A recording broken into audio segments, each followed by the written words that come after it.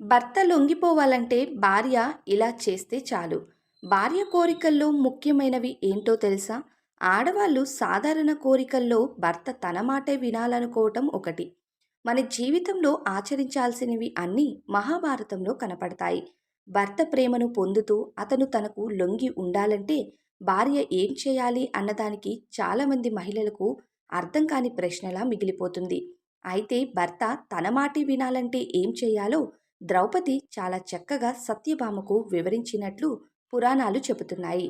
భర్తను బయట తక్కువ చేసి మాట్లాడకూడదు. ముఖ్యంగా భర్తకు సంబంధించిన వ్యక్తిగత విషయాలను ఎవ్వరి వద్ద సంభాషించకూడదు. భార్యాభర్త దాంపత్య విషయాలు కూడా ఎవ్వరితో ముచ్చటించరాదు. కొందరు స్త్రీలు తమ భర్త తమకు లొంగి ఉండాలని కోరుకుంటారు. దానికోసం శతవిధాలుగా ప్రయత్నిస్తారు. కానీ భర్త వశీకరణకు లొంగరు. కొందరు ఆగ్రహంతో, గర్వంతో ఏ మాట పడితే ఆ మాట అనేస్తూ ఉంటారు. ఇలా చేస్తే భర్తకు భార్య మీద ప్రేమ కలగదట. భర్త భార్య మాట వినాలంటే తనను ప్రేమగా చూసుకోవాలి. అతనికి మనస్సులోని కోరికను ముందుగానే గ్రహించాలి.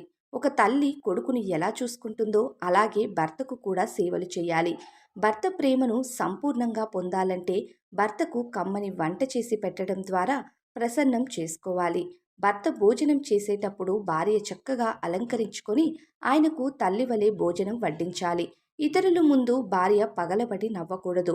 ఇది ఏ భర్తకు నచ్చని విషయం.